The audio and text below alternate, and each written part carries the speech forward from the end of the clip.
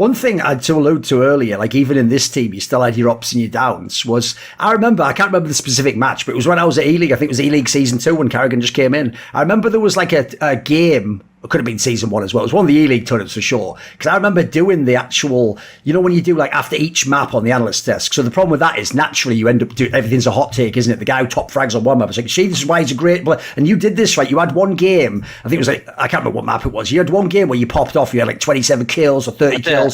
And so we went on the desk, and we obviously had to be like, this is why they kept him from Cluj, you know, they believed in him. And then I think you know where the story's going. Then in the next map, I'm not joking, you might have had like 3 frags or something. It was like, holy shit, bloody hell, you know. It was one of those ones, like, because that was what your game was like. It could just be mad up and down, right? It was fucking up and down. There was no consistency.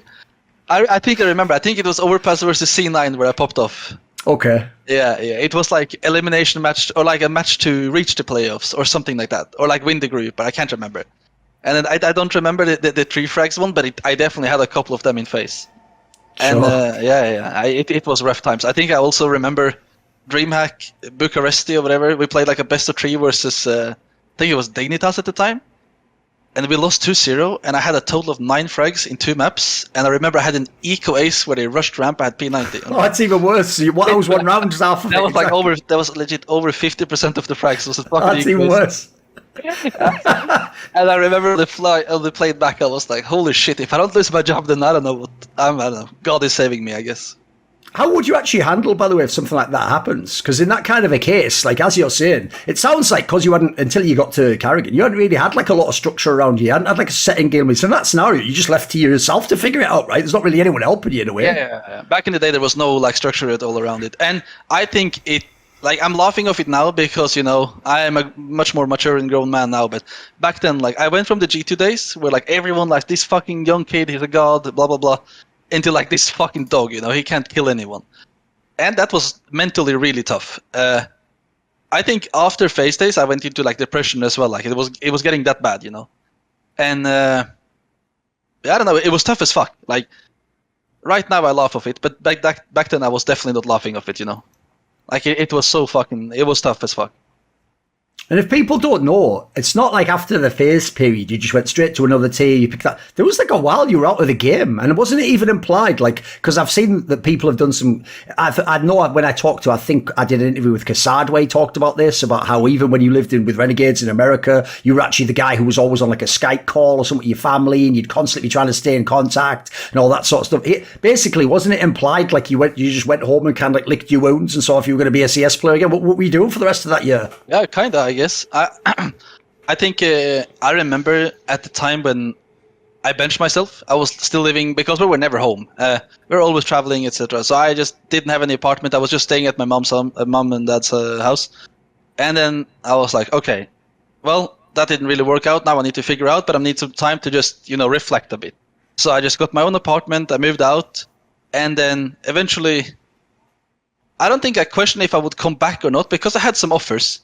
But I just wanted to be sure that this is a team that I want to be in, because the last maybe 3, 4, 5 months of phase, like I wasn't feeling like, I was like, you couldn't wait for a day off, you couldn't wait for the fucking weekend, like you just wanted time off, and I don't want to feel that again. So I just wanted to be 100% sure. I don't think I like I said, I had a couple of offers, so I knew that I would be back, but I just needed it to be the right one, and it ended up with us making Dignitas with people I was comfortable, with, even though it didn't really work out either. Thing is, I actually heard, because I did my interview with Sonny, he said he was supposed to be in that team with you guys. Yeah. It sounds like if he could have been in the team, it might have been different. I mean, we're looking at Sonny back in the day. I think he was in Penta at the time, and he was mad fragging. And we wanted him. I don't know where he went, if he went from Penta to Mouse or I think he did. He did, yeah. So I guess like he got a better offer towards the end because we were close with him. And he was keen to join as well. And like the thing I remember was like we made the core, the 3 of us was like me, Fox, Rubino, or was it Michael? I can't remember, honestly. I think it was Rubino. Yeah, okay, I think we removed Michael pretty early because it didn't really work out. But anyway, like there was like we wanted, like I remember Sunny, we would have a bunch of like fraggers at the time, like good players, And I think it would have been different, but we just ended up, when you want a player, you can't get him, and then you're like, fuck, let's see, let's just get this guy. And that's kind of where we ended up in Dignitas. A lot of times just getting one guy because we need someone. I guess he can do an alright job.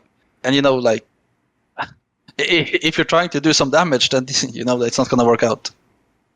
If we skip then to after the period off to when you come to Renegades, right? You have to explain that to me because it's just a fucking team of Australians. How's a guy from Norway end up in a team of Australians having to live in America? Something weird must have happened there. That is it was it's weird for me as well, honestly. Like thinking back about it, like back then I was like that was after Dignitas days, and I was just sitting in Norway, and I was like, I think I'm gonna go back to normal work. Like fucking CS was fun, but maybe I'm not strong enough. It wasn't meant for me. I'm not good enough. Like I was at that point, you know.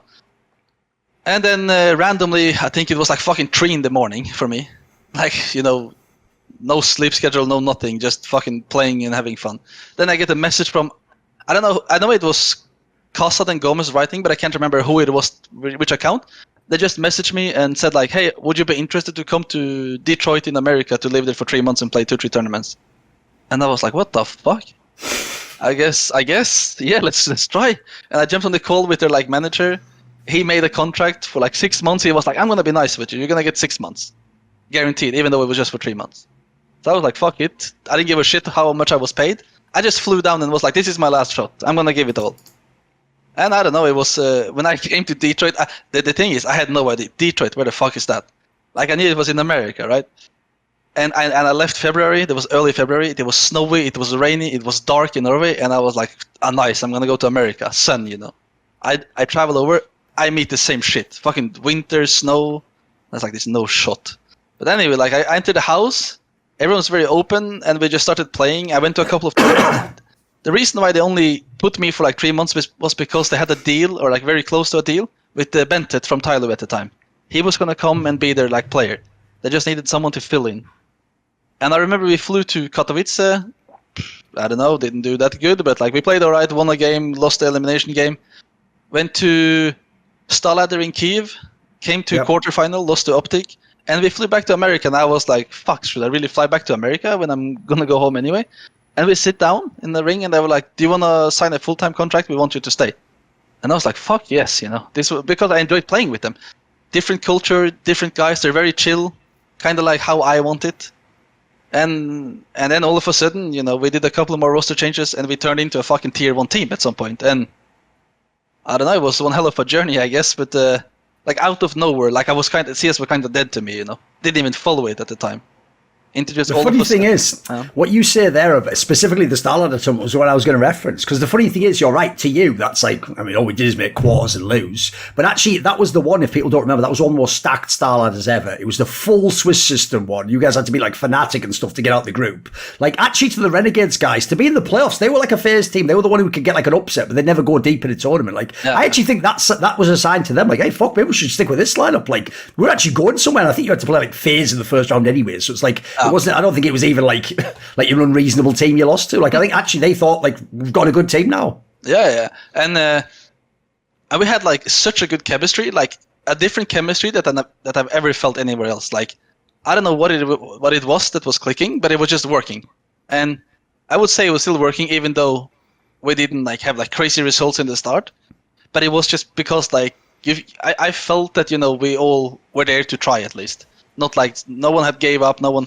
And it didn't take us long as well, because like we felt like some of us wanted to take it further than others, and then we just did a couple of roster changes, and you know, like it was fucking good. I don't know. Yeah, go on. I was gonna say I think it might be my best days of CS, honestly. The Renegades days. Yeah. Want to see more cool, funny, interesting clips based on topics from my content? Well, subscribe to this channel then, or, you know, be a pleb and don't.